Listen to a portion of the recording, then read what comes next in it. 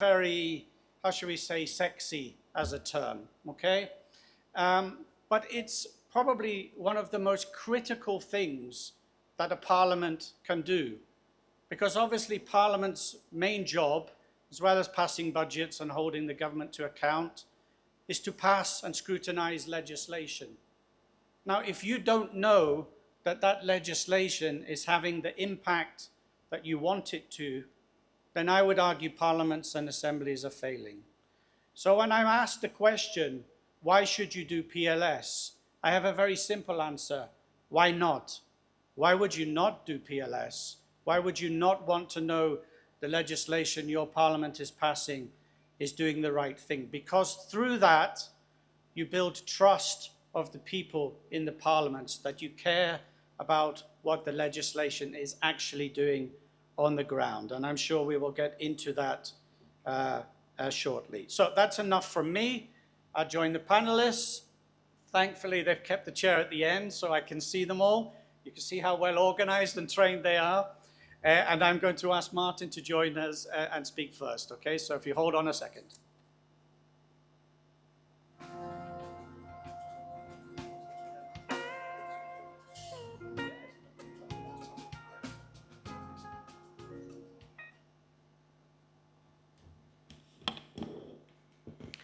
Okay, thank you very much, Stephen. Excellencies, honorable members, ladies and gentlemen, my name is Martin Kizito. I'm a governance scholar and based at Uganda Christian University. So I will walk into the footsteps. I will actually attempt to walk in the footsteps of Franklin. And I think he has introduced the subject matter, and I'll try to say a few more things about it. But the point I'm trying to make here is that legislative scrutiny is not something alien. Legislative scrutiny is something that Africans have attempted to do, but probably do it in different ways. And so the title of my presentation is basically about repositioning Parliament in adopting post-legislative scrutiny. And we are drawing lessons and insights from practices that have been there before in Africa to try to inform improvements in post-legislative scrutiny as it's being implemented currently in African parliaments. You heard, for example, from Franklin that he was giving comparative cases. And out of the 7, I think 3 of them were from Africa. That shows that we are embracing it. But we also need to learn from practices that have been there before to try to improve on it. Now, ladies and gentlemen, the issue here is that there has been increasing research done about accountability and the oversight function of parliaments in Africa in the last 2 decades. And we appreciate, like Franklin said, that post-legislative scrutiny happens to be one of the most recent parliamentary innovations. And yes, like he indicated, post-legislative scrutiny is a public good.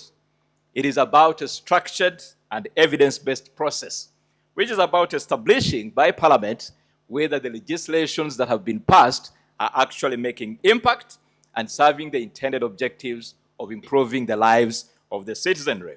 However, ladies and gentlemen, there have been emerging concerns that post-legislative scrutiny as well, like other monitoring and evaluation frameworks in the field of governance and public policy, happens to be a much more Western-oriented approach and presents much more Western-oriented frameworks. And some of them have been accused of being not very effective, especially in the context of Africa. And therefore, there have been scholars that have argued that there is need to come up with frameworks that are trying to customize what comes from the other side to make sure that it suits the context of the African environment. Now, ladies and gentlemen, I'm drawing insights from a study which I conducted previously about the implementation of the African peer review mechanism. And ladies and gentlemen, This is an indigenous governance evaluation tool that has been initiated by Africans over 20 years ago, built on the African philosophy of Ubuntu, which emphasizes the shared accountability, reciprocity, interdependency, and mutual support. And from that study, ladies and gentlemen, we can see that the implementation of this practice has been on for a while. It is largely about reviewing policies in governments of member states to ensure that they meet the needs of the citizenry in their respective countries. African countries came together and purposed under the African Union Agenda 2063 to ensure that Africans can generate solutions for their own perennial governance challenges. And ladies and gentlemen, there has been concerned scholarly concerns, of course, of the need, and there has been calls for homegrown policy review and evaluation models that try to customize what comes from the West. Now, the gap has been that there has been increasing attention in this area. The desire to generate policy evaluation tools, customized or complementing models, especially that come from the Western world. And of course, my presentation is just drawing insights from what has been there to inform and improve the implementation of PLS practice. So the main core question I'm trying to address here, one, how is Parliament involved in legislative scrutiny through the African peer review mechanism? And secondly, what practical lessons from African peer review mechanism can be drawn to enhance a contextually relevant PLS framework in Africa. Like we have already appreciated, the implementation has been there, but we have to reflect on what has been there to see that we are able to improve. Where does the story begin from? From the literature that many African parliaments have passed volumes of legislations without sufficient evaluation of their impact. But the lack of scrutiny has translated into undesirable and unintended consequences, which, of course, PLS becomes very, very central in addressing this concern. And of course, from a theoretical point of view, I make reference to the theory of evaluation influence that is provided by Mark and Henry, where he provides a structured framework assessing the process of evaluation from inputs, looking at the activities, looking at the outputs, and looking at the outcomes, and the extent to which, at each of the stages, you are likely to achieve the desired outcomes. Now, in terms of inputs, we look at the legal framework, for example, the communication and awareness plans, the financial and technical resources. We look at the activities, stakeholder selection, stakeholder engagement, the data collection, the validation, as well as the analysis of this data. We look at the outputs, where we look at the credibility and timely reporting. And of course, the contingencies within the environment, where we look at the political accountability culture, the evaluation systems in place, the administrative support, which are significantly lacking, especially in the context of Africa. When you look at our colleagues in the Western world, the systems are more streamlined. The actors are more intentional and objective, which may not sometimes be the case here, creating a constraining environment for efficient operations of this nature.